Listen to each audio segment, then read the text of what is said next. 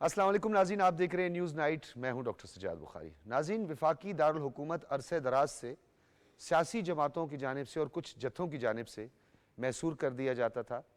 वफाक जहां पे फेडरेशन के हवाले से तमाम इंस्टीट्यूशंस काम करते हैं, सेक्रेटेरिएट भी यहाँ पे मौजूद है, उनके मुलाजमीन भी यहाँ पे रुल जाते थे, बहुत सी तकालीफ का सामना करना पड़ता था। उस इस्लामाबाद को कंटेनर्स का शहर लोग कहने लगे थे।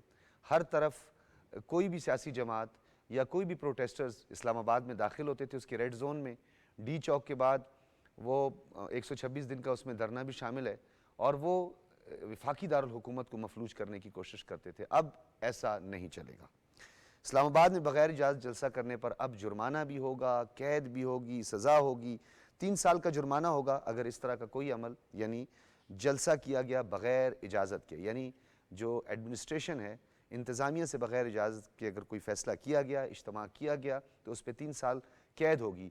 इस अमल को दोबारा दोहराया गया तो फिर 10 साल की कैद का सामना करना पड़ेगा। इसी हवाले से सेनेट और कौमी असम्बली में इस बिल की मंजूरी के बाद सदर ममलिकत आसिफ अली जरदारी ने भी कुछ देर कबल इस पर दस्तखत कर दिए हैं। जलसों को रेगुलेट करने से मुतालिक बिल पर ये दस्तखत किए गए हैं और ये इज्तिमा अमन व आमा एक्ट 2024 कानून बन चुका है और इस्लामाबाद के बासियों के लिए बहुत अच्छी खबर है।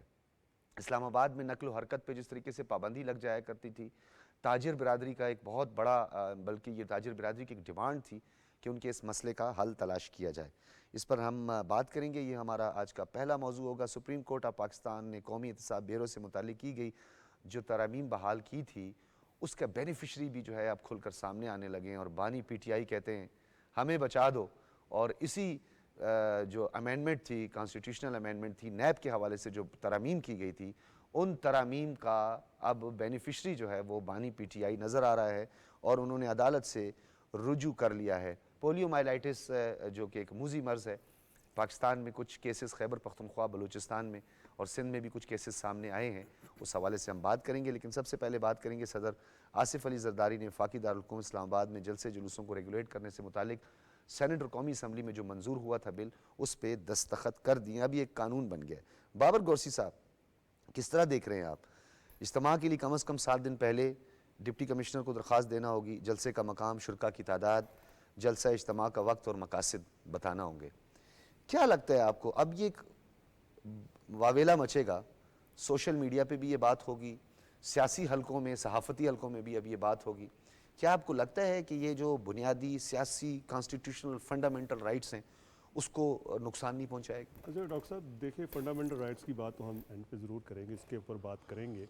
लेकिन इस वक्त अगर आप देखें ना, तो आपने जिस तरह अपने इंट्रो में कहा कि इस्लामाबाद को कंटेनर्स का शहर कहना शुरू कर दिया।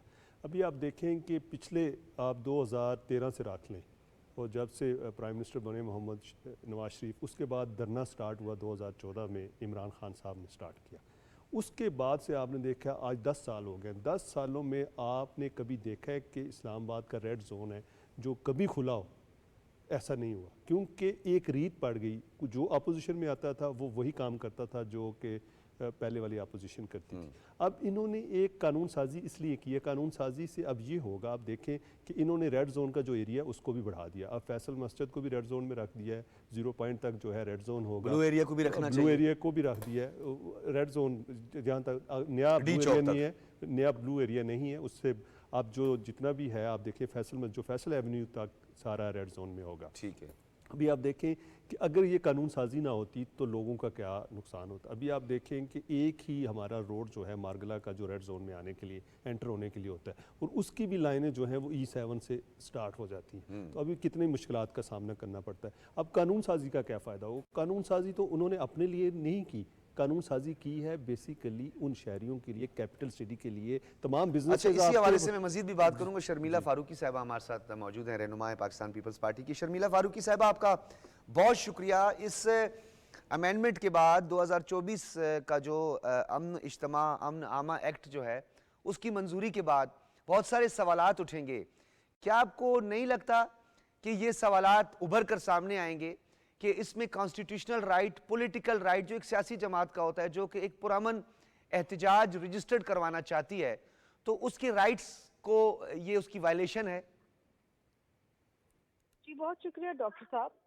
देखिए जी, मैं समझती हूँ कि इसमें किसी किस्म की ऐसी कोई ह्यूमन राइट्स की या किसी पर्सनल राइट्स की वायलेशन नहीं है, बल्कि इसमें जो जनरल पब्लिक है उनके जो राइट्स है उसको उसको तहफ़्फ़ुज़ दिया जा रहा है। देखिए होता ये है इस मुल्क के अंदर, बहरहाल ये तो बिल सिर्फ आईसीटी के लिए है, लेकिन इस मुल्क के अंदर ये होता है कि जिसकी जहाँ दिल चाहे जब दिल चाहे बगैर सोचे समझे आप कहीं भी जलसा कर लेते हैं, कहीं भी एहतजाज कर लेते हैं। कोई इंटरनेशनल डिग्निटरी आ रहा हो या कोई वर्किंग डे हो, डेली वेजेस मुतासर हो जाएं, स्कूल गोइंग बच्चे मुतासर हो जाएं, कैपिटल जो है वो एक स्टैंड स्टिल के ऊपर आ जाए। अपने मुफाद की खातिर लोग जो है ये जलसे जुलूस करके और धरने डाल देते हैं। This should come to an end. किसी भी मौजूद मुल्क के अंदर, किसी भी मौजूद मुल्क के अंदर ये नहीं होता कि आप बीच कैपिटल के अंदर डी चौक के ऊपर आके बैठ जाएं और मामूल ज़िंदगी मुतासर कर दे लोगों का। लोगों ने अस्पताल जाना है, लोगों ने काम से जाना है, बच्चों ने स्कूल जाना है, बूढ़ों ने अपने इलाज के लिए जाना है। आपको याद होगा माजी के अंदर ये धरने होते रहे, इंटरनेशनल विजिट जो हैं प्राइम मिनिस्टर्स के मुतासिर कैंसिल हुए हुए। बिल्कुल।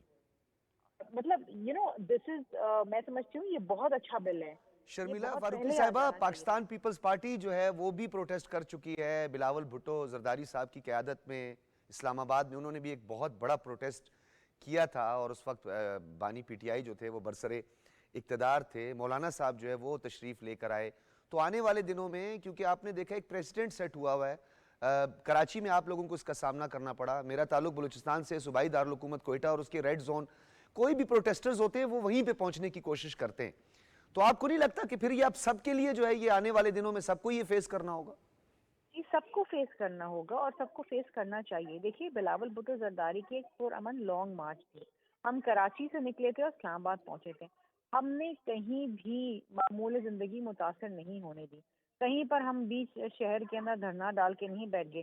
वी वर मूविंग, कारवान चल रहा था और मोस्टली कारवान चलता था रात के टाइम पे, शाम के टाइम पे, और उन एरिया से गुजरता था जहाँ पर ना कोई स्कूल थे ना कोई इस किस्म के अस्पताल थे। वी मेड श्योर कि हम किसी किस्म की किसी को कोई तकलीफ ना पहुंचाएं। देखिए इस बिल के अंदर क्या है, आप पढ़ें इस बिल के अंदर, इसमें क्या है। आप बताएं कि जी आप ये धरना क्यों करना चाह रहे हैं, पर्पज ऑफ असेंबली। फिर आपने ये बताना है कि जी आपने कितने टाइम के लिए बैठना है और क्या तारीख है। And then you have to, ये धरना हो सकता है at one of the designated places. हम ये नहीं कह रहे कि आप धरना कर ही नहीं सकते, एहतजाज कर ही नहीं सकते, रैली कर ही नहीं सकते, लेकिन डेजिग्नेटेड प्लेसेस हैं जहाँ पर आप ये कर सकते हैं। ये नहीं कि जहाँ मर्जी है आप बैठ गए, पार्लियामेंट हाउस के बाहर बैठ जाएं, डी चौक के ऊपर बैठ जाएं, रेड जोन के अंदर बैठ जाएं, इस तरह नहीं होता। फिर इसमें जो सबसे अहम चीज है, जो इस वक्त मुल्क के आप मजमूई हालात तो देखें सिक्योरिटी की क्या है। आपका ताल्लुक बलूचिस्तान से, ये तो सबसे ज्यादा मुतासर सूबा है। इसमें देखिए ये कहा गया है कि जो सिक्योरिटी के मामलात हैं वो सबसे ज्यादा अहम होंगे। Power to impose ban on assemblies, उसमें डिस्ट्रिक्ट एडमिनिस्ट्रेशन अगर देखेगा कि the assembly poses a risk to national security और पब्लिक सेफ्टी, तो फिर वो धरना नहीं हो सकेगा। जी। फिर अगर या क्रेडिबल रिपोर्ट्स हैं लॉ एनफोर्समेंट एजेंसीज के पास कि वो कहते हैं कि जी there is a substantial risk of violence और public disorder, they can ban the assembly. देखिए look at your country, look at the security situation, आप अपनी ग्राउंड रियलिटी तो देखें ना। दूसरी चीज जी ये बिल्कुल। है अच्छा, कि देखिए, शर्मिला साहिबा, शाराय फैसल को जब मफलूज कर दिया जाता है और आपने देखा कि जमात इस्लामी के धरनों में बहुत ज़्यादा जो है वो लोग मुतासिर हुए, कोयटा का भी हमने जिक्र किया। एक तो ये नाफिजुल अमल हो गया विफाकी दारुल हुकूमत तक। अब फेडरेशन और जो दूसरी इकाइयाँ हैं, क्या उनके साथ भी कोई कोऑर्डिनेशन का अमल आगे इस हवाले से बढ़ाया गया है ताकि इसका दायरा इख्तियार जो है उसको सूबों तक भी बढ़ाया जा सके? देखिए आई फील कि ये जो कानून है ये सारे सूबों में भी आना चाहिए, बिकॉज अभी तो ये आईसीटी के लिए है। बट अगेन सूबे बाख्तियार हैं कि वो अपनी लेजिस्लेशन कर सके, and I think this bill should be enacted in various assemblies also. क्योंकि देखिए ये बड़ा शारा फैसल मेन शारा है कराची की, आप जी। उसको बंद कर देंगे पूरे शहर की ट्रैफिक मुतासर हो जाएगी। और देखिए ना ये इस किस्म की मामलात माजी में होते रहे हैं। सुप्रीम कोर्ट के दीवारों पे शलवारें टांगी गई हैं, पता नहीं क्या क्या इस मुल्क के अंदर हुआ है, वो हमला बिल्कुल। किया गया है पीटीवी के ऊपर, आप जिस बिल्डिंग में बैठे हुए हैं। इस तरह नहीं होता ना ये मौजूद ममालिक में। ठीक है आपकी बात, आप जो कहना चाहते हैं, आपका message should go across, but they are designated places now where you can be allowed to do your dharna. और आप बताएं जी कितने टाइम तक बैठेंगे? ये नहीं एंडलेसली बैठे हुए हैं, 4 कुर्सियां डाल के और कंटेनर पे चढ़ के आप एंडलेसली बैठे हुए हैं और आपने पूरे मुल्क का फोकस वहां पर कर दिया है। ये मौजूद अच्छा ममालिक की शर्मिला नहीं। और साहिबा, देखिए ना, इस बिल्कुल मुल्क के इसमें अंदर दो आप तीन पहलू हैं। एक तो आपने उन मुस्बत पहलुओं की तरफ जो है या उस पर आपने रोशनी डाली है जिससे अवामुन नास, क्योंकि अगर कॉन्स्टिट्यूशन भी है या डेमोक्रेसी भी है तो उसके अगर हम मफहूम में जाएं तो वो अवाम के फंडामेंटल उनके बेसिक राइट्स को प्रोटेक्ट करता है। आर्टिकल 2 टू 49 तक अगर हम देखें तो वो अवाम के जो बुनियादी हकूक है उसकी बात करते हैं। अच्छा, दूसरी तरफ जो है पॉलिटिकल और कॉन्स्टिट्यूशनल जो एक डेमोक्रेटिक या किसी पॉलिटिकल पार्टी का एक राइट होता है प्रोटेस्ट का, अब उसमें डिस्ट्रिक्ट एडमिनिस्ट्रेशन जो है उससे रुजू किया जाएगा, उसके बाद 7 दिन पहले जो है उनको मुतला किया जाएगा। राइट ऑफ अपील भी जो है वो चीफ कमिश्नर के पास जाएगी, यानी वो भी इंतजामिया के पास जाएगी। एवरीबडी नोज कि जो इंतजामिया होती है, डिस्ट्रिक्ट एडमिनिस्ट्रेशन होती है, वो under the provincial and federal government काम करती है। जी सही बात है ना, क्योंकि देखिए अगर आप कहीं जलसा जुलूस या धरना करते हैं तो सिक्योरिटी प्रोवाइड करना भी डिस्ट्रिक्ट एडमिनिस्ट्रेशन का ही काम है। तो वो they are the apt people जो देखेंगे आया कि कोई पब्लिक डिसऑर्डर का खतरा तो नहीं है, कोई दहशतगर्दी का खतरा तो नहीं है, किसी और किस्म का कोई मामला तो नहीं है। उनको देखिए ना ग्राउंड रियलिटी असेस करनी, because they are the ones. खुदा ना खासा कुछ हो जाता है, बम फट जाता है या किसी के ऊपर कोई हमला हो जाता है, तो मुझे बताइए कि किसको पकड़ेंगे? आप डिस्ट्रिक्ट एडमिनिस्ट्रेशन को पकड़ेंगे सबसे पहले ना, यही बात है ना। पब्लिक सेफ्टी इज लेकिन मेरे कहने का मतलब था कि गवर्नमेंट्स का इन्फ्लुएंस होता है उस पर बहुत। गवर्नमेंट का इन्फ्लुएंस कब नहीं होता, लेकिन आई एम श्योर कि जो भी ऑफिसर इंचार्ज होता है, वेदर ही इज डीसी और वेदर ही इज कमिश्नर, वो तमाम मामलात को देख के सिचुएशन असेस करके देंगे। आप देखिए ना, ये इसमें तो इफ्स एंड बट्स बहुत सारे हो सकते हैं कि जी आपको शक है जी वो हुकूमत उसको इन्फ्लुएंस कर देगी या ये हो जाएगा, वो तो फिर शक व शुबात तो हर जगह हर चीज में रह सकते हैं ना। बट वाई हम उस तरफ क्यों सोचें? एक कानून है, उसके अंदर शिकें हैं, उसके अंदर तरीक़ेकार बताया गया है, उसके अंदर बताया गया है कि कोई वायलेट करेगा तो ये सज़ा होगी, उसमें बताया गया है कि डेजिग्नेटेड प्लेसेस पे आप बैठ सकते हैं, आपको टाइम और ड्यूरेशन बताना पड़ेगा, तो ये चीज़ें पूरी करें। और जी अगर हाँ, आप बिल्कुल। पुरअमन एहतजाज कर रहे हैं, पुरअमन एक असेंबली कर रहे हैं, तो आपको किसी किस्म का डर, खौफ या शक व शुबात नहीं होने चाहिए। नहीं होने चाहिए। यू आर राइट, बिल्कुल। ये पाकिस्तान पीपल्स पार्टी भी प्रोटेस्ट कर चुकी है, PMLN भी प्रोटेस्ट कर चुकी है, लेकिन ये इंतशार, ये एग्रेशन, ये सूरत हाल पैदा नहीं हुई है। उसका तदारुक बहुत ज़्यादा ज़रूरी था। कुछ ताख़ीर ज़रूर हुई, लेकिन कहते हैं देर आयद दुरुस्त आयद। बर वक्त ये फैसला किया है, नाकिदीन भी यही बात कर रहे हैं और कुछ पॉलिटिकल ऑब्जर्वर्स भी आज इस पर बात कर रहे हैं। बहुत शुक्रिया शर्मिला फारूकी साहिबा हमारे साथ मौजूद थी, रहनुमा पाकिस्तान पीपल्स पार्टी। बाबर गौरसी साहब, जिस तरह शर्मिला फारूकी ने भी यही बात की कि हमने आवाम के जो बुनियादी हुकूक हैं उनका ख्याल रखना है, दूसरी जानिब हमने पॉलिटिकल पार्टीज़ का या जो एक डेमोक्रेटिक प्रोसेस है, एक जमहूरी अमल है, उसमें प्रोटेस्ट किया जाता है, नो डाउट। पुरअमन एहतजाज का हक जो है वो तमाम सियासी जमातों को होता है, लेकिन उसकी आड़ में अगर वो रेड जोन पर हमला करके या मुबसरीन को रोकना या वफूद को रोकना या सुदूर को या वज़ीर आज़म के जो विजिट्स हैं उसके रास्ते में हर्डल पैदा करना, ये जो है इंतहाई खतरनाक। वैसे शर्मिला साहिबा ने तो पूरी तमाम की चीज़ें कर दी, हम डिफरेंट एंगल से करते हैं। आपने जो बात की है, अभी आप देखेंगे जिस तरह आपने कहा कि जी बहुत से हाई फाई जो जितने भी विजिट्स हैं पाकिस्तान में वो रुक जाते हैं। उसकी बुनियादी वजह ये है कि पाकिस्तान जो है बड़ी ही, जिस तरह कल आपने देखा आर्मी चीफ ने कहा कि हम ऐसी स्ट्रेटेजिक लोकेशंस पे हैं कि पूरी दुनिया हमारी तरफ देखती है, पूरी दुनिया की नज़रें जो हैं वो पाकिस्तान के ऊपर लगी हैं। अभी ये जो इन्होंने ये चीज़ें की हैं, इससे क्या होगा? अब तमाम हमारी जो जेन साजी हो जाएगी। अब अगर आप दुनिया में देखें, अमेरिका में एक जगह रखी है जिसने एहतजाज करना है, वो 1000 दिन बैठे वहाँ पर एहतजाज करे।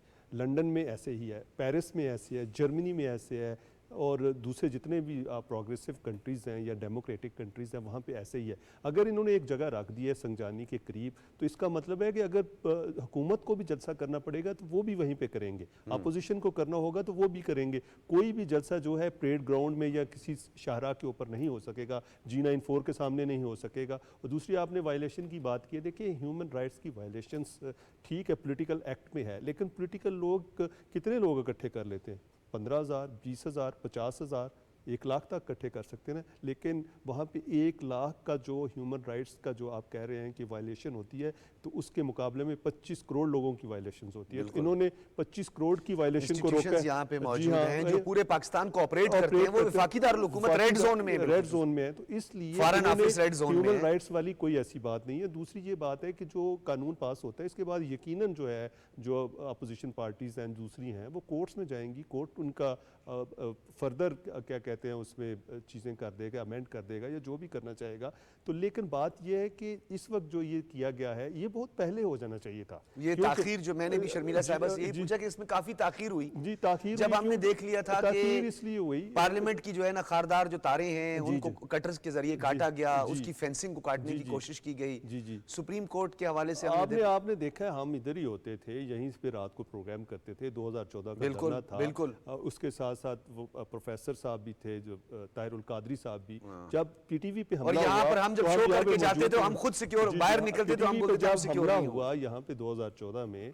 तो यहाँ पे ब्रिगेडियर साहब आए, फिर दूसरे सिक्योरिटी के जो फोर्सेस के इदारे थे उन्होंने कुछ नहीं कहा, वो तमाम चीज़ें ले गए। लेकिन बात यह है कि ऐसी नौबत आई क्यों आई? अगर लोग यहाँ ना होते तो इसका मतलब है ये तमाम चीज़ें नहीं होती। और इससे ये क्या होता है कि मुल्क का भी पता चलता है कि जी देखें जी उस मुल्क में क्या हो रहा है, इंटरनेशनल न्यूज़ बनती है। लेकिन ये अगर कर लिया गया है तो इसका इम्पैक्ट बहुत लॉन्ग रन इम्पैक्ट आएगा। और दूसरा ये कि ये कानून तो सिर्फ कैपिटल के लिए है। अब 18 अमेंडमेंट के बाद ये हो गया है कि तमाम जो पावर्स हैं वो सूबों को चली गई हैं। अब अपनी उनकी जो सूबाई हुकूमतें हैं वो भी ऐसा लॉ पास कर सकती हैं कि जिस तरह उन्होंने कहा कि शार फैसल ना हो, आपका कोयटा की जो केपी के जो है उनका पेशावर का जो मेन वारसक रोड, माल रोड लाहौर का ना हो, नहर ना हो। तो अब देखें कि पूरे का पूरा जो ज़िंदगी है मफलूज हो जाती है। हमारा यहाँ फैज़ाबाद बंद होता है तो पिंडी के लोग इस्लामाबाद में नहीं आ सकते, हम वहाँ से क्रॉस नहीं कर सकते, मुख्तलिफ शाहराहों से जाना पड़ता है, मुख्तलिफ रस्तों से जाना पड़ता है। नहीं, अगर डी चौक को बंद कर दिया जाए, एम्बेसी रोड को बंद कर दिया जाए तो फिर हमें वो 7th एवेन्यू और पता नहीं कहाँ से घूम कर वो तो बात फिर आना पड़ता है। बिल्कुल एक देखें ये बात है कि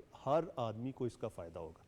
देखें आपने अगर बंदे इकट्ठे करने हैं ना, बंदे आपको ज़रूरी नहीं है कि आप डी चौक में ही ला के लोगों को मैसेज दे सकते हैं। मैसेज के लिए आप कहीं पे भी जाके जलसा रख के आप अपना पावर शो जो है वो कर सकते हैं। लेकिन बात यह है कि इस वक्त अभी तो 6 महीने हुकूमत को बने हुए हैं, तो क्या इस वक्त वाकई जलसों की ज़रूरत है? क्या हुकूमत वो जो है अपोजिशन है उसको क्या उन्होंने आज तक, आप 6 महीने हो गए, आप मुझे एक बता दें कि उन्होंने कोई अमेंडमेंट्स लेके आए हों किसी एजुकेशन के लिए, हेल्थ के लिए, इसके अलावा सिक्योरिटी के लिए? साहब फ्लोर ऑफ द हाउस पे खड़े होकर उनके अपोजिशन लीडर ने ये कहा, जो फॉर्मर स्पीकर थे नेशनल असम्बली के, उन्होंने भी फ्लोर ऑफ द हाउस पे खड़े होकर कहा कि हमें मैंडेट जो मिला है बकौल उनके जी, गो कि उसके मुहरकात क्या हैं, झूठ है सच एक अलग सवाल है। उन्होंने कहा जी हमें मैंडेट इस चीज का मिला है कि हमने ऐवान नहीं चलने देना, हमने हुकूमत को कानून साजी नहीं करने देना। वो तो ये बात कह रहे हैं फ्लोर ऑफ द हाउस। देखें ना, अभी ये बात कह रहे हैं, अभी देखें कि अब पहले फिर बात करते हैं कि जी तो आवाम इसलिए मैंडेट देती है कि आपने हुकूमत नहीं चलने देनी, उनके जो बुनियादी मसाइल है उनको हल नहीं तलाश करना। देखें उनका एक माटो है, उनका माटो सिर्फ और सिर्फ ये है कि किस तरीके से हम चेयरमैन पीटीआई को जेल से बाहर लेके आए। भाई चेयरमैन पीटीआई आपके जलसों से बाहर नहीं आएगा, आपके जलसों जुलूसों से नहीं आएगा, लॉन्ग मार्चेस से नहीं आएगा। भाई वो जब भी जेल से बाहर आएंगे तो वो जो अदालतें हैं जो उनका फैसला होगा उससे वो बाहर आएंगे।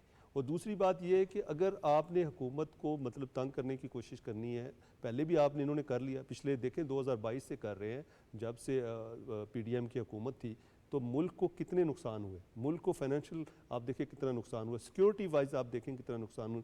आए दिन हमारे दहशतगर्दी के वाक़यात आपको पता हो रहे हैं, मुसल्लह अफवाज उसको रोकने की कोशिश कर रही है। तो अब पॉलिटिकल इंस्टेबिलिटी है, तो पॉलिटिकल इंस्टेबिलिटी क्यों ये जिस तरह आपने कहा ना कि इनका काम जो है हमने पार्लियामेंट को नहीं चलने देना, पार्लियामेंट को ना चलने देने का मतलब ये है कि पॉलिटिकल इंस्टेबिलिटी, और पॉलिटिकल इंस्टेबिलिटी का मतलब है कि आपकी मुआशी अदम इस्तेहकाम, ताकि तो फिर तवक्कुआत हमें नहीं होनी चाहिए ना कि एक पॉलिटिकल पार्टी जो खुद को कह रही है वो पार्लियामान को नहीं चलने देनी, यानी पार्लियामानी सियासत भी करेगी, डेमोक्रेटिक नॉर्म्स की दावेदार भी होगी और पार्लियामान को चलने भी नहीं देगी। असल बात यही है कि देखिए तनख्वाहें उन्होंने लेनी है, प्रिविलेज एंड पर्क्स उन्होंने लेने हैं, चेयरमैन स्टैंडिंग कमेटीज उन्होंने लेनी है, और इसके अलावा तमाम चीजें उन्होंने प्रोटोकॉल उन्होंने लेने हैं, मेडिकल के बिल्स उन्होंने लेने हैं, ट्रैवल अलाउंसेस लेने हैं। लेकिन चूंकि पार्लियामेंट को नहीं चलने देना, इसलिए कि कहीं मुल्क जो है सही डगर पे चल गया तो हमारी सियासत जो है ख़त्म हो जाएगी। सियासत तो वैसे ही इनकी ख़त्म होती नज़र आती है। आप सर देखें कि सियासत जी भी रहेगी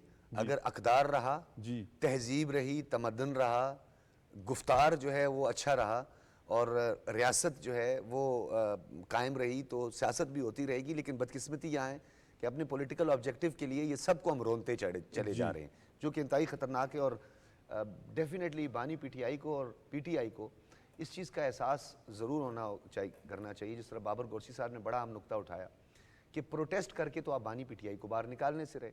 उन पे जो एलिगेशंस हैं 190 मिलियन पाउंड है, तोशा खाना का केस है, साइफर के मामलात भी अभी बहुत सारी दीगर इन्वेस्टिगेशंस भी हो रही हैं, कई उन पे दीगर मुकदमे 9 मई जो कि इंतहाई हसास, इंतहाई दर्दनाक, इंतहाई तशवीशनाक जो अमल था और वो रिकॉर्डिंग्स मौजूद हैं। ये बार बार कहा जाता है ना सीसीटीवी, तो वो सीसीटीवी की मदद से ही जो अभी तक विजुअल्स चल रहे हैं वो हम देख रहे हैं, वो सीसीटीवी की मदद से ही आए। और 9 मई जो लोग उसमें मुलविस पाए गए, चाहे उसमें अफराद थे, पॉलिटिकल लीडरशिप थी या उनको डायरेक्शन देने वाले थे या इस प्लान को मुरतब या तरतीब देने वाले थे, वो सब कानून के शिकंजे में आएंगे। इस्लामाबाद पे चढ़ाई करके या प्रोटेस्ट करके आप बानी पीटीआई को रिहा नहीं कर सकते। कानून ही रास्ता निकालेगा और कानून की मदद से ही आप उनको बाहर निकाल सकते हैं। एक ब्रेक लेंगे और ब्रेक के बाद अपने अगले मौजू पे बात करेंगे।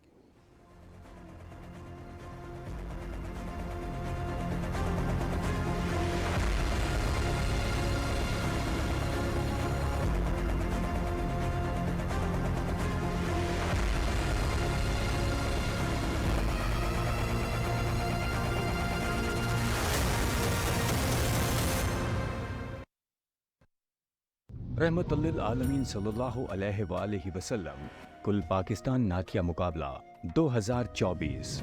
अगर आप नबी अकरम सल्लल्लाहु अलैहि वसल्लम की मिद्दत बयान करके बेहतरीन नात ख़्वां होने का एजाज़ हासिल करना चाहते हैं तो सरवरे कायनात आकाए दो जहां के हजूर नजराने अकीदत पेश करें और उसकी HD वीडियो PTV को अरसाल करें। मुंतखब नातें 1 से 11 रबीउल अव्वल तक PTV पर नश्र की जाएंगी, जबकि 3 बेहतरीन नातें 12 रबीउल अव्वल को न सिर्फ नश्र होंगी बल्कि नकद इनाम की हकदार ठहरेंगी। पहला इनाम 6 लाख रुपए, दूसरा इनाम 4 लाख रुपए, तीसरा इनाम 2 लाख रुपए। अपनी बेहतरीन नातों की खूबसूरत वीडियोस हमें 9 सितंबर रात 12 बजे तक बजरिया गूगल ड्राइव लिंक या वी ट्रांसफर लिंक rahmatullaalamin@ptv.com.pk पर ईमेल करें। तफसीलात और शराइत व ज़वाबित के लिए www.ptv.com.pk विजिट करें।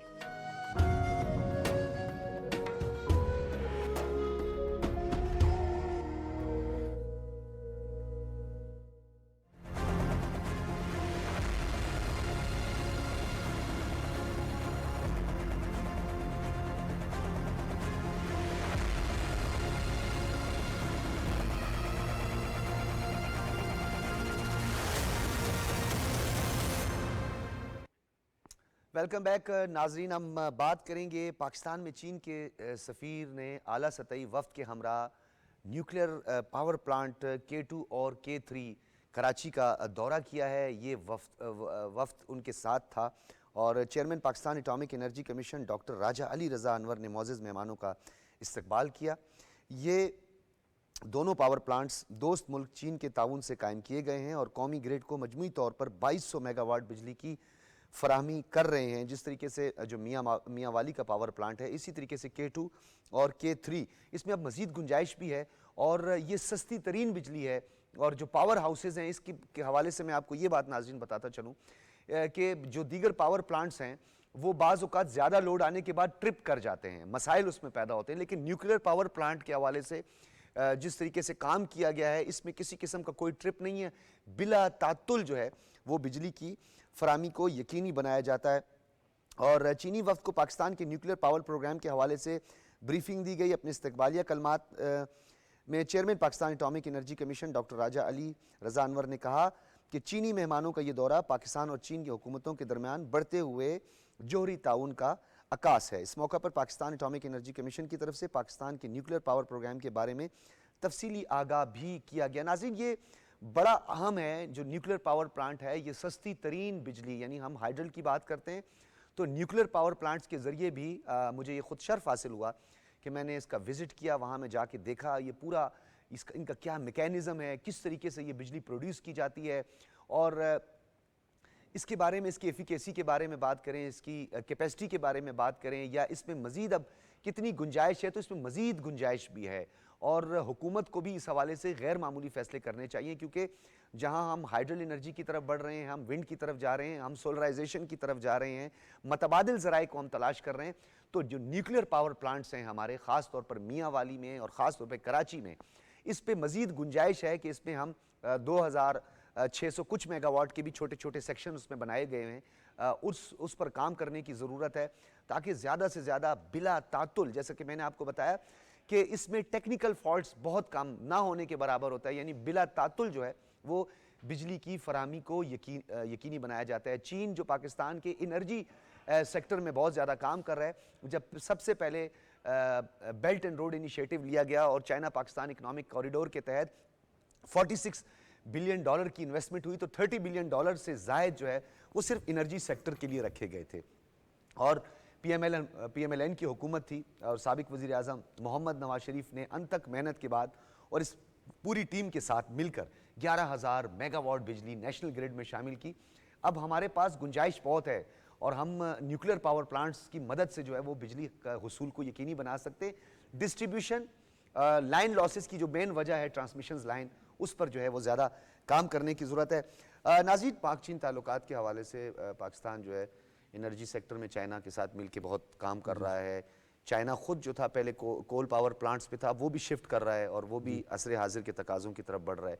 न्यूक्लियर जो हमारे पावर प्लांट्स हैं, एटॉमिक एनर्जी कमीशन उस पर बड़ा अच्छा काम कर रहा है। मेरा खुद भी वहाँ पे विजिट हुआ है, जाके हमने देखा है कि बिला तातुल बिजली की भी फराहमी हो रही है।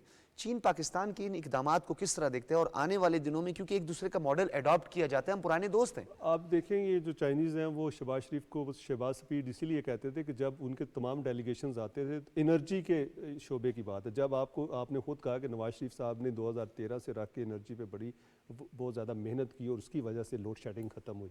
अभी देखें चाइनीज़ ये चाहते हैं कि किसी तरह पाकिस्तान का जो एनर्जी क्राइसिस है वो ख़त्म हो जाए। जब हम न्यूक्लियर पावर की ये प्लांट्स की बात करते हैं, उनसे जो बिजली बनाने के लिए, वो तो ऑलरेडी इंफ्रास्ट्रक्चर लगा है, तमाम चीज़ें हैं, सिर्फ हमने उनसे प्रोडक्शन लेनी है। हाइडल जो है वो सबसे सस्ती है, उसके बाद जो सस्ती तरीन बिजली है वो ये है। अब चाइना की इमदाद से ये होगा कि हमारी जो 2600 मेगावाट है वो जब हमारे ग्रिड में आ जाएगी तो आप देखेंगे कि हमारी 22-23 हज़ार टोटल वो जो है क्या कहते हैं ज़रूरियात हैं। लेकिन बात यह है कि ये सस्ती तरीन होगी, हमारा जो पर यूनिट कास्ट है वो भी कम हो जाएगी। और दूसरा ये भी है कि चाइनीज़ जो, जिस तरह आपने खुद कहा कि जो 50 बिलियन डॉलर्स की इन्वेस्टमेंट थी पाकिस्तान में, उसमें से तो आपने देखा है कि तकरीबन जो है 33 तकरीबन जो है एनर्जी सेक्टर से थे। उसमें सोलर भी था, उसमें आपने देखा साहिवाल सोलर भी लगा, उसके अलावा आपने देखा ये जिस तरह एटॉमिक की बात है, इसी तरह हाइडल की थी। उन्होंने कहा छोटे छोटे डैम्स बनाए, आज भी दयामार बादशाह डैम और जो दूसरे कर रहे हैं। इससे ये होगा कि जो चाइनीज़ हमें आगे सपोर्ट करेंगे, उससे ये होगा कि हमारा जो एनर्जी क्राइसिस है और ख़ासकर बिजली के लिए जो हमारी बिजली है, बिजली हमारे पास मौजूद है लेकिन महंगी है, अब इस तरह के इकदाम से ये होगा कि आपको जो बिजली है वो सस्ती मिलना शुरू अच्छा, इसमें बहुत सारी बातें हैं, क्योंकि आज इस चाइनीज़ वफ्द ने विज़िट किया है K2 और K3 जो पावर प्लांट हैं, हमारे न्यूक्लियर पावर प्लांट हैं, जिसमें एनर्जी सेक्टर पे जो है ना वो बिजली प्रोड्यूस करते हैं। तो बहुत सारी इसकी एफिकेसी की भी बातें होती हैं, किस हद तक ये सिक्योर है, माहौल पर इसका कोई बुरा असर नहीं होता, एनवायरनमेंट पर इसका बुरा असर नहीं होता, कोल पे हो जाता है, दीगर जो पावर प्लांट्स हैं उससे होता है। तो कितना ज़्यादा इस पर काम करने की ज़रूरत है चीन के इश्तराक के साथ, क्योंकि हमारे पास कैपेसिटी है, गुंजाइश है अभी भी। मियाँवाली में हम गए, वहाँ पे भी हमने गुंजाइश देखी, K2 K3 में भी अभी मज़ीद गुंजाइश है कि उसके 2-3 और जो है वो प्लांट्स जो है वो लगा दिए जाएं, 600 कुछ मेगावाट के, अगर मैं गलत ना हूँ आप देखें ना, तो ये इस वक्त जितने भी हमारे जो न्यूक्लियर प्लांट्स हैं ना, उससे हम मैक्सिमम जो है वो 5000 मेगावाट तक जा सकते हैं। लेकिन चूंकि हमारे पास टेक्नोलॉजी उस तरह की नहीं है, अगर चाइना हमें वो टेक्नोलॉजी दे देता है तो आप देखिएगा कि टाइम ज़रूर लगेगा, लेकिन उससे ये होगा, क्योंकि वो पावर प्लांट्स तो बेसिकली न्यूक्लियर जो पावर प्लांट्स हैं उनका तो काम सिवाय न्यूक्लियर वेपन्स के और कोई नहीं है। लेकिन अगर हम अल्टरनेट उनसे काम लेते हैं, अल्टरनेट काम हम सिर्फ एनर्जी उससे ले सकते हैं, इलेक्ट्रिसिटी ले सकते हैं। अगर और चीपेस्ट प्रोडक्शन है सर, चीपेस्ट है न्यूक्लियर जो है, जी उससे सस्ती तरीन बिजली पैदा होती है। सस्ती तरीन इसलिए ये होती है कि ऑलरेडी हमने सारा, हमारे पास इंफ्रास्ट्रक्चर है, सारा कुछ है। दूसरी बात आपने इन्वायरमेंट की कि दुनिया इस वक्त सबसे ज़्यादा जो काम है वो Environment पे। वाटर एंड इन्वायरमेंट पे, क्योंकि वाटर रिजर्वायर्स और एनवायरनमेंट। जी हाँ, और अगर इन्वायरमेंट की बात की जाए तो ये जो इनकी पोल्यूशन नहीं है। आप देखें, दूसरा आप जितनी तेल से बिजली पैदा करेंगे उसकी पोल्यूशन, हाइडल की पोल्यूशन नहीं है। तो कोल की जो है वो पोल्यूशन है। इसी तरह जो दूसरी है हमारी एनर्जी के जो हैं फैक्टर्स, उनमें भी पोल्यूशन नहीं है। विंड की पोल्यूशन नहीं है, सोलर्स की पोल्यूशन नहीं है। लेकिन इस वक्त अगर हम एटॉमिक पे तवज्जो देते हैं तो आप देखें कि हाइडल से तकरीबन हम 5000 के करीब, 5500 के करीब हम हाइडल से करते हैं, और 5000 अगर ये हो जाती है, 12-13 अगर ये हो जाती है, 11,000 इसके पहले है, 20,000 के करीब लमसम वो हो जाती है। तो हम कोल से और दूसरी चीज़ों से बच जाएंगे, और सस्ती जो बिजली इस वक्त जो सबसे बड़ा मसला है बिजली का, उसको हल कर सकते हैं। इस पे हमने बात की। अब हम बढ़ते हैं अपने अगले मौजू की जानिब। इंतहाई अहम मौजू है नैब तरमीम को चैलेंज करने वाली बानी पीटीआई जो है वो अब खुद मुस्तफीद होने जा रहे हैं। बड़ी पेशरफ्त है जी ये, और इस पर हम ज़रूर बात करेंगे। सुप्रीम कोर्ट ऑफ पाकिस्तान ने, यानी चीफ जस्टिस काजी फायज़ ईसा की सरबराही में 5 रुकनी बेंच ने 6 जून 2024 को नैब तरमीम का फैसला महफूज किया था, जिसे चीफ जस्टिस ने जुम्मे को सुनाया। बेंच में शामिल तमाम जजेस ने मुतफ़िका तौर पर नैब तरमीम की बहाली का फैसला दिया। ताहम जस्टिस अतर मिनुल्लाह और जस्टिस हसन अजहर रिजवी ने इजाफी नोट जो है वो तहरीर किए, वो भी सामने आए। और जून 2022 में PMLN की ज़ेर क़यादत PDM इत्तेहादी हुकूमत ने नैब ऑर्डीनेंस में 27 अहम तरामीम मुतारिफ करवाई। अब नाज़रीन, इसमें जो कन्फ्यूजन है वो कन्फ्यूजन और कहीं नहीं है, खुद PTI के अंदर एक कन्फ्यूजन मौजूद है। नईम हैदर पंजोता साहब जो हैं वो 2 दिन में 2 तरह की स्टेटमेंट्स उन्होंने दी हैं। पहले उन्होंने कहा कि जी इस अमेंडमेंट के बाद, सुप्रीम कोर्ट के इस डिसीजन के बाद 190 मिलियन पाउंड का तो कोई केस बनता ही नहीं है। आज उन्होंने कहा नहीं नहीं, हमने तो बरियत की दरख्वास्त दायर की है, नहीं जी हमारा तो ये नुक्ता ही नहीं है, हम तो इसके बेनिफिशरी ही नहीं है। यानी एक मिसाल मैं ट्रांसलेट के साथ करना चाहूँगा, वो हमारे बलूचिस्तान में एक मिसाल दी जाती है कि तई वार नाना मई वार वाह वाह, यानी जब तुम्हारी बारी आएगी तो नहीं नहीं नहीं हो ही नहीं सकता, जब मेरी बारी आएगी तो वाह वाह सब कुछ हो सकता है। तो ये दौरा मयार भी है। राजा नज़ीर एडवोकेट साहब हमारे साथ मौजूद हैं। बहुत शुक्रिया आपकी तशरीफ़ आवरी का। माहिर कानून है और ख़ास तौर पर नैब ऑर्डीनेंसेस के हवाले से जो है वो बड़ी आपकी गहरी नज़र है। इस नैब ऑर्डीनेंस के बाद सबसे पहले ये बताइएगा कि ये नैब ऑर्डीनेंस इसमें किस किस तरह की जो है वो ब्यूरोक्रेसी के लिए ख़ास तौर पर, फिर वो 50 करोड़ से कम की मालियत का मामला था, ज़रा इस पर थोड़ी रोशनी डालिएगा राय साहब। जी डॉक्टर साहब, थैंक यू वेरी मच। देखें जो नैब तरमीम जो उस वक्त इंट्रोड्यूस कराई गई, देखें उस वक्त गवर्नमेंट थी पाकिस्तान की उन मेच्योर पॉलिटिकल पार्टीज़ की, जो पाकिस्तान की सबसे बड़ी और मेच्योर पॉलिटिकल पार्टीज़ हैं। उन्होंने वो विक्टमाइज़ भी हुई नैब क़वानीन की, एहतसाब एक्ट की, तो जिसकी वजह से उन्होंने मुतफ़िका तौर पे डेलिब्रेशन के बाद ये समझा कि ऐसे क़वानीन जिसकी वजह से पॉलिटिकल विक्टमाइजेशन होती है या जो एफिलिएशंस हैं अपनी पॉलिटिकल, उसको चेंज कराने के लिए ये एक्ट और ये लॉज जो है और ऑर्डिनेंस यूज़ होते हैं, तो उसमें कुछ अमेंडमेंट प्रपोज़ की, और वो अमेंडमेंट ऐसी थी और ऐसा टाइम था कि जब ये जमातें हुकूमत में थी और अपोजिशन में जा रही थी, जा चुकी थी बल्कि तहरीक इंसाफ। तो इसका मतलब ये था उस वक्त कि आइंदा को बेनिफिशरी होगा अगर इस लॉ का, तो वो PTI या उस आगे कमिंग जो अपोजिशन है वो इसकी बेनिफिशरी होगी। लेकिन खान साहब ने अपनी एक पॉपुलर स्टंट के लिए वो तरामीम जब पास हुई तो पहले तो प्रेसिडेंट साहब ने उनको तस्दीक नहीं किया, रेटिफाई नहीं किया, साइन नहीं किया, जिसकी वजह से वापस पार्लिमान का मुश्तरका इजलास बुलाया गया जहाँ पे वो जॉइंट सेशन में पास हुआ वो एक्ट।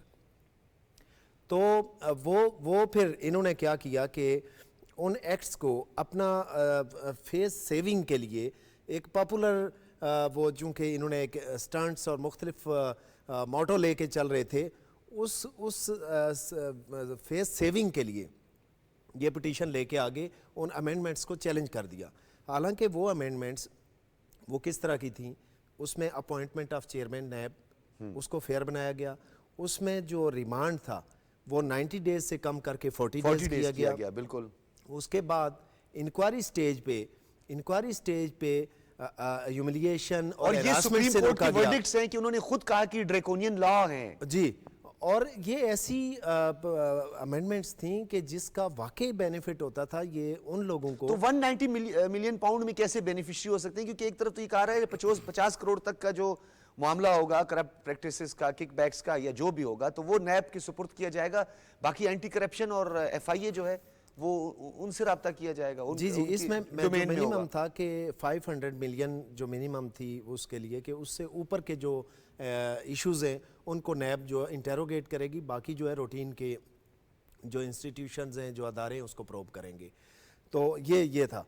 तो फिर ये अमेंडमेंट्स इन्होंने चैलेंज की और उस वक्त प्रैक्टिस एंड प्रोसीजर एक्ट को सस्पेंड करके इस मामले को सुना गया और फिर इन अमेंडमेंट्स में से मेजॉरिटी को टर्न डाउन कर दिया गया और उसकी ग्राउंड ये दी गई कि ये कॉन्स्टिट्यूशन के ख़िलाफ़ है और जो बेसिक फंडामेंटल राइट्स हैं उनके ख़िलाफ़ हैं। जबकि उसके बाद federal government intra court appeals में आ गई।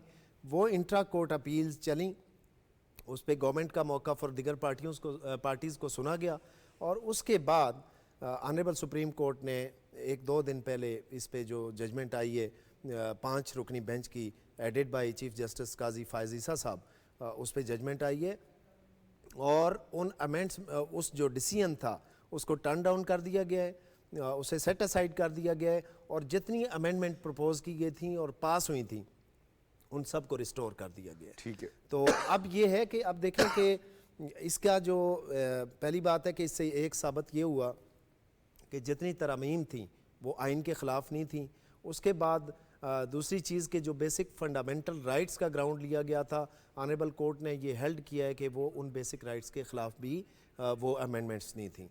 तो अब ये अमेंडमेंट रिस्टोर हो चुकी हैं। अब उन अमेंडमेंट को इन्फोर्स किया जा सकेगा और उसके सबसे ज़्यादा बेनिफिशरी बानी चेयरमैन होंगे और इस वक्त चूँकि अपोजिशन जमातों में को लीड कर रही है पीटीआई और उनके जो केसेस हैं वो उसके बेनिफिशरी होंगे। और आपने देखा है कि उन्होंने कहीं पे एप्लीकेशन भी एक मूव की है।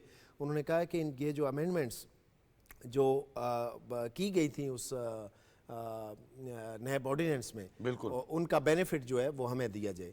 तो मीनिंग देयर बाय कि उन्होंने अब यू टर्न लिया है, बल्कि यू भी नहीं राउंड टर्न ले लिए राउंड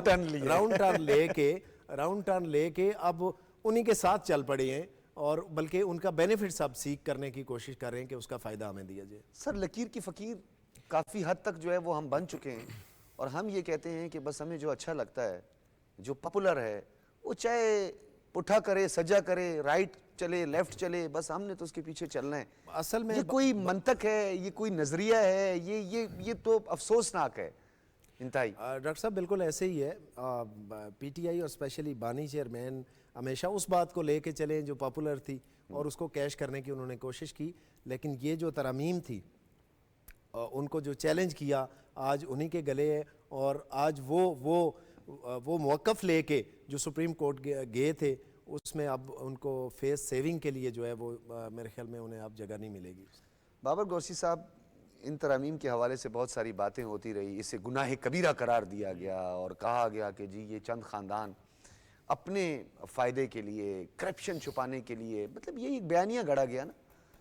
अब उसी के बेनिफिशरी बन के किस मुंह से जाओगे गालिब, पता नहीं क्या मैं क्या कहूँ, तबसरा फरमाइए। अच्छा डॉक्टर साहब, आप देखें कि ये जो तरमीम की गई हैं बेसिकली आपने देखा है कि हमारे जितने भी डेवलपमेंट के काम होते थे, हमारी जितनी रिफॉर्म्स होती थी, इंफ्रास्ट्रक्चर डेवलपमेंट होती थी, रोड नेटवर्क्स की, रेल्स की, कोई आप एनर्जी की, तो ब्यूरोक्रेसी जो थी वो डर चुकी हुई थी। आपने देखा है कि इससे पहले जब एक प्रेसिडेंट ने ये मुशर्रफ ने ये बनाई तो उस वक्त बहुत से लोगों को ऐसे भी उठा लिया जाता था कि जिसका सिर्फ और करप्शन 5 से 10 लाख वाले भी केसेस आपको नैब में मिलेंगे। अभी आप देखें अमेंडमेंट होने के बाद अब कम से कम ये हुआ है कि जो ऑफिसर्स हैं, जो ब्यूरोक्रेट्स हैं, जितने भी हैं, इसके साथ साथ आप देखें बिजनेसमैनों को उठा लिया जाता था जिनका हुकूमत के साथ कोई ताल्लुक नहीं होता। हाँ, बिल्कुल। देखिए अच्छा, इसके अलावा वो जो फॉरेन इन्वेस्टर्स थे, जो फॉरेन कंपनीज थी, सर, ट्रेडर्स जो थे उन्होंने कई बार जो है रुजू किया। यही मैं बात कर रहा हूँ, उनको उठा लिया जाता था, उनके अकाउंट्स फ्रीज कर दिए जाते थे।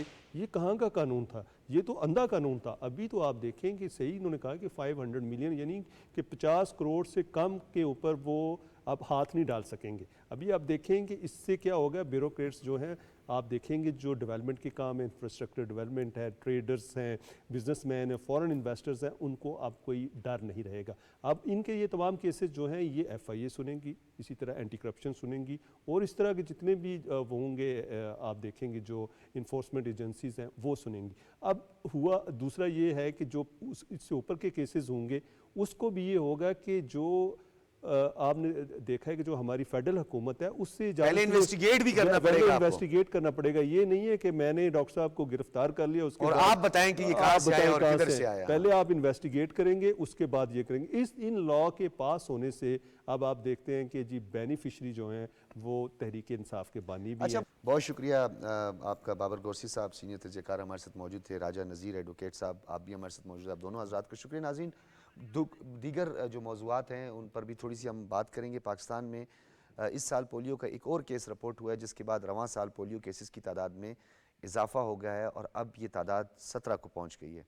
WHO के मुताबिक इस्लामाबाद के यूनियन काउंसिल 4 से एक बच्चे में पोलियो वायरस की तस्दीक हुई है, जिसके बाद इस्लामाबाद से तकरीबन 16 साल बाद पोलियो का केस सामने आया है। ये एक अनफॉर्चुनेट है वफाकी दारुल हुकूमत इस्लामाबाद से, क्योंकि हमने माजी के फाटा में देखा जो हमारा ट्राइबल एरिया है वहाँ पे कुछ केसेस सामने आए। बलूचिस्तान में किला अब्दुल्ला में सबसे ज़्यादा केसेस की तादाद थी। इसी तरीके से सिंध में भी और खैबर पख्तूनख्वा में भी केसेस सामने आए। लेकिन ये इंतहाई अफसोसनाक है।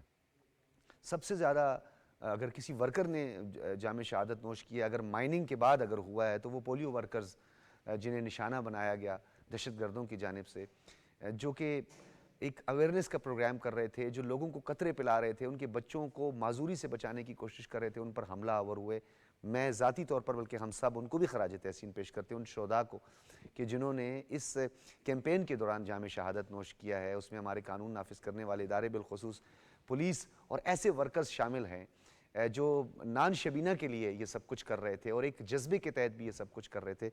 ये इंतहाई अफसोसनाक। और आपको ये भी बताते चलें कि जिस तरीके से बलूचिस्तान में डेवलपमेंट्स हुई और 25 और 26 अगस्त की रात को जो बर्बरियत, इंसानियत सोज वाक़यात सामने आए, जिसकी ना कोई जस्टिफिकेशन दी जा सकती है, ना उसके पीछे किसी काज की जस्टिफिकेशन दी जा सकती है। वो बर्बरियत थी, इंसानियत की तजलील थी, इंसानियत का कत्ल था, जो 25 और 26 अगस्त की रात निहत्ते मज़दूरों को गाड़ियों से उतार कर उनकी CNIC यानी उनकी आइडेंटिफिकेशन चेक करने के बाद उनको निशाना बनाया गया। उस वक्त बच्चे भी मौजूद थे, ख़वातीन भी उन बसेज़ में मौजूद थी। इसी हवाले से, क्योंकि अज़्म इस्तेहकाम ऑपरेशन के हवाले से कल आर्मी चीफ़ ने भी 6 सितंबर जो GHQ में बड़ी एक अहम तकरीब थी, उसमें बड़े वाज़े तौर पर बताया कि ये जो ऑपरेशन अज़्म इस्तेहकाम होगा, इसमें किसी को डिस्पर्स नहीं किया जाएगा, किसी को बेघर नहीं किया जाएगा। ये ऑपरेशन उन फितनतुल खवारिज के ख़िलाफ़ है जो एक नासूर हैं इस माशरे का और जो इस माशरे में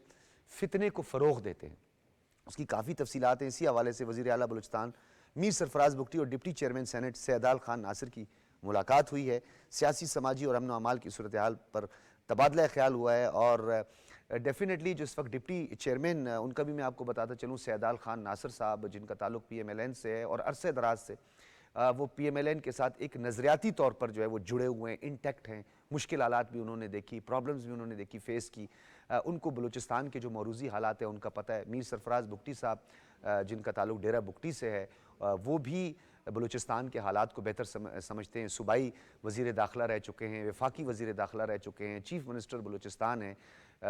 हमारा बड़ा उनके साथ एक अच्छा इंटरेक्शन रहा है, माजी में भी बड़ा अच्छा इंटरेक्शन रहा है। कई मुतादिद मेरे शोज़ में आते हैं, अब उनकी थोड़ी सी मसरूफियात ज़्यादा हो गई हैं। लेकिन मैं ये आपको बताता चलूँ कि ये मुलाकात बड़ी अहम मुलाकात है, ये गैर मामूली मुलाकात आप इसको कह सकते हैं, क्योंकि बलूचिस्तान के हवाले से एक हिकमत अमली जो है वो तैयार किए जा रहे हैं और जो साजिशों का एक मरकज़ बनता जा रहा है बलूचिस्तान, उसके हवाले से सैयदाल खान नासिर जो कि डिप्टी चेयरमैन सेनेट हैं, उन्होंने खुसूसी तौर पर वज़ीर आला साहब से इस हवाले से बातचीत की है। हिकमत अमली क्या होनी चाहिए, ये तमाम मामलात जो है वो ज़ेर बहस आए।